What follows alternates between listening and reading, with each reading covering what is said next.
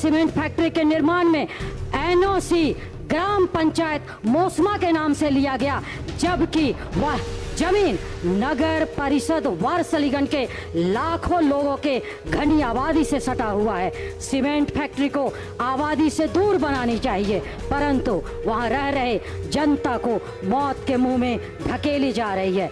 जमीन जो खेल हो रहा है वो विकास नहीं, किसानों की विरासत की हत्या है। अध्यक्ष महोदय, मेरा सदन से सीधा सवाल है, चीनी मिल की हत्या क्यों?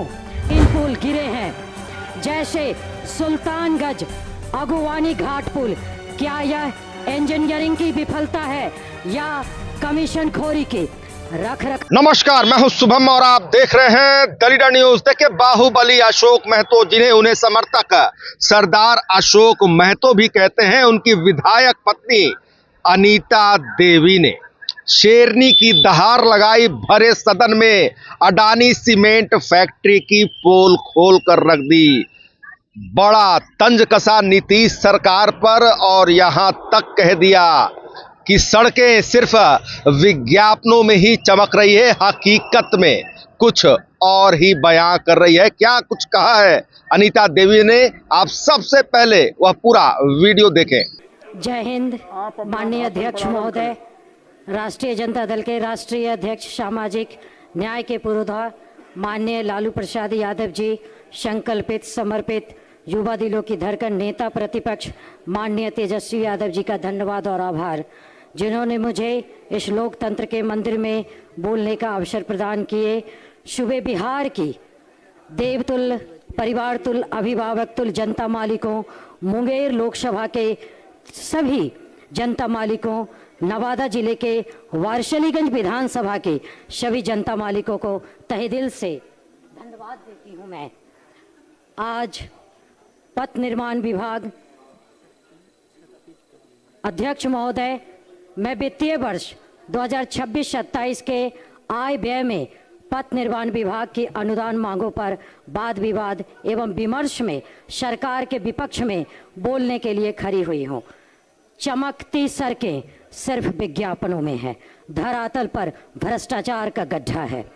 पुलों का गिरना, पिछले 2 सालों में बिहार में 1 दर्जन से अधिक निर्माणाधीन पुल गिरे हैं, जैसे सुल्तानगंज अगुवानी घाट पुल। क्या यह इंजीनियरिंग की विफलता है या कमीशन खोरी की? रख रखाव का अभाव। नई सड़कों की लाइफलाइन 5 साल होती है, लेकिन पहली बारिश में ही वे उखड़ जाती हैं। मेंटेनेंस पॉलिसी सिर्फ कागजों पर है। अध्यक्ष महोदय, सरकार कहती है सड़कें विकास की भाग्य रेखा है, लेकिन बिहार में ये भ्रष्टाचार की लाइफलाइन बन चुकी है।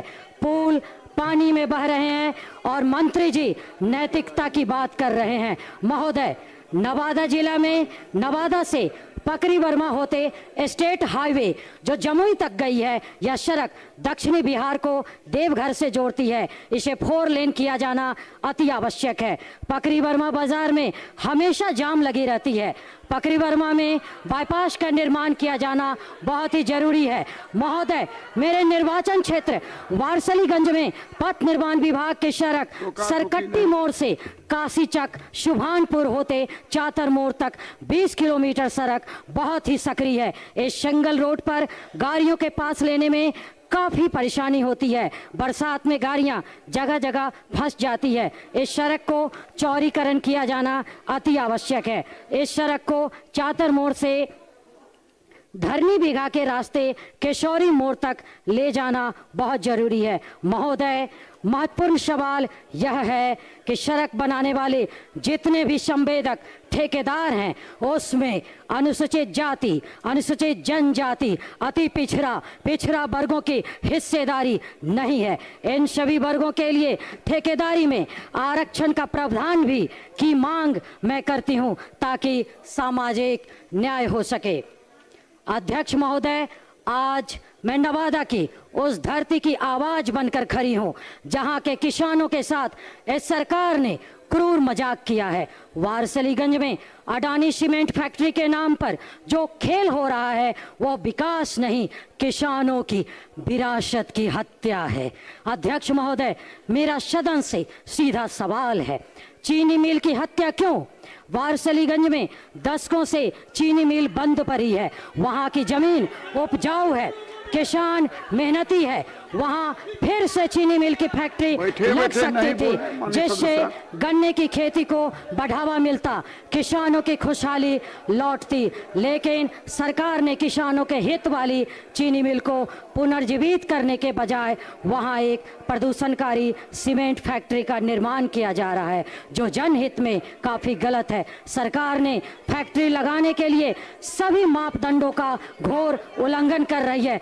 अडानी सीमेंट फैक्ट्री के निर्माण में एनओसी ग्राम पंचायत मोसमा के नाम से लिया गया, जबकि वह जमीन नगर परिषद वारसलीगंज के लाखों लोगों के घनी आबादी से सटा हुआ है। सीमेंट फैक्ट्री को आबादी से दूर बनानी चाहिए, परंतु वहां रह रहे जनता को मौत के मुंह में ढकेली जा रही है। जमीन को बंजर बनाने की साजिश आसपास के गांव जैसे चैनपुरा और लीला बीघा के किसानों के खेतों में बिजली के ऊंचे ऊंचे टावर गाड़े जा रहे हैं। टावर गाड़ने से जमीन अस्थायी रूप से बंजर हो जाएगी, साथ ही सीमेंट फैक्ट्री से निकलने वाली धूल पूरी उपजाऊ भूमि पर जम जाएगी जिससे फसलें बर्बाद हो जाएंगी। इसके धूल से 10 किलोमीटर की परिधि में रह रहे नागरिकों को गंभीर बीमारी से जूझना पड़ेगा। एक तरफ चीनी मिल थी जो मिट्टी को सोना बनाती थी और दूसरी तरफ यह सीमेंट फैक्ट्री खुल रही है जो मिट्टी को राख बना देगी। क्या सरकार ने इस बात का अध्ययन किया कि सीमेंट फैक्ट्री के बजाय अगर वहां चीनी मिल शुरू होती तो किसानों को कितना ज्यादा फायदा होता? अध्यक्ष महोदय, सरकार अडानी को फायदा पहुंचाने के लिए उपजाऊ जमीन को रेगिस्तान बनाना बंद करे। वारसलीगंज की उस बंद चीनी मिल को फिर से चालू कराने का रोड मैप बनाए। अध्यक्ष महोदय, हमें सीमेंट की धूल नहीं, चीनी की मिठास और किसान की खुशहाली चाहिए।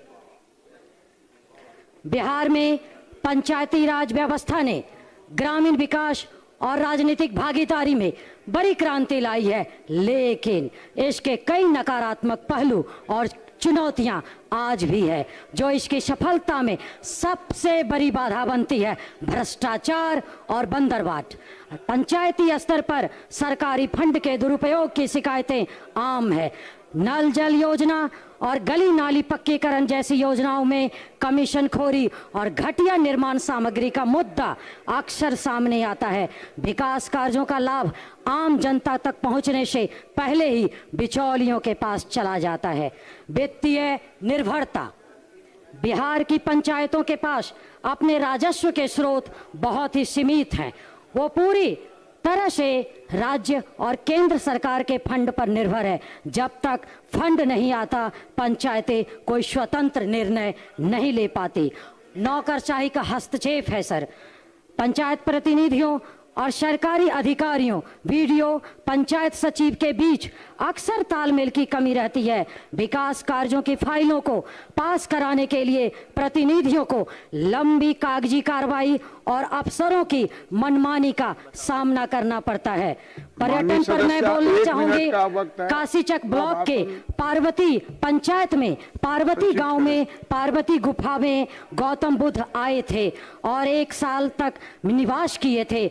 मैं ये पार्वती गुफा को पर्यटन स्थल के रूप में विकसित कराने की मैं सरकार से मांग करती हूँ।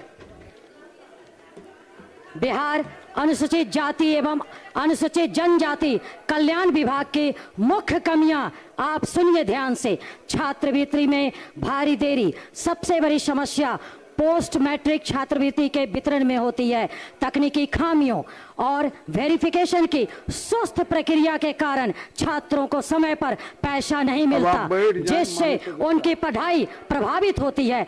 छात्रावासों की बहाली, राज्य के कई कल्याण छात्रावासों की स्थिति चिंताजनक है महोदय। बजट का पूर्ण उपयोग नहीं होता। भ्रष्टाचार और बिचौलियों से भी बचाया जाए। जागरूकता की भी कमी है। 15 मिनट का वक्त है। यदि सरकार अब बैठ जा महोदय तो आपने देखा कि बाहुबली अशोक महतो की पत्नी अनीता देवी, जिन्होंने बीते मंगलवार को बिहार विधानसभा के सदन में बड़ी बातें रखी है, अडानी सीमेंट फैक्ट्री पर बड़ा खुलासा किया है, पोल खोल दिया है कि इस फैक्ट्री को एनओसी ग्राम पंचायत मौसमी से कैसे मिल गया, जबकि यह जो जमीन है यानी जो फैक्ट्री है यह नगर परिषद वारसलीगंज के अंतर्गत आती है। वहीं इस सीमेंट फैक्ट्री के खुलने से जो जनता है उसके स्वास्थ्य पर बड़ा बुरा असर पड़ सकता है, हत्या तक बता दी है अनीता देवी ने। तो देखिए बड़ी बातें कही है। वही देखिए आपको बता दे कि सड़क की ठेकेदारी में पिछड़ों, अति पिछड़ों, वंचितों, दलितों के लिए आरक्षण की मांग की है अनीता देवी ने। और इसके साथ साथ जब अनीता देवी अपनी बातों को रख रही थी, नीतीश सरकार पर बड़ा हमला बोल रही थी, उसी वक्त सत्ता खेमे के जो सदस्य हैं वे हंगामा भी कर रहे थे। तो देखिए शेरनी की दहाड़ लगाते हुए दिखाई दी अनीता देवी। तो फिलहाल खबरों में इतना ही, बने रहिए दिलचस्प और बड़ी खबरों के लिए द लीडर के साथ। आपको हमारा वीडियो पसंद आया हो तो लाइक शेयर कमेंट जरूर कीजिएगा। आपने अभी तक इस चैनल को सब्सक्राइब फॉलो नहीं किया है, कृपया तुरंत कर लें। धन्यवाद।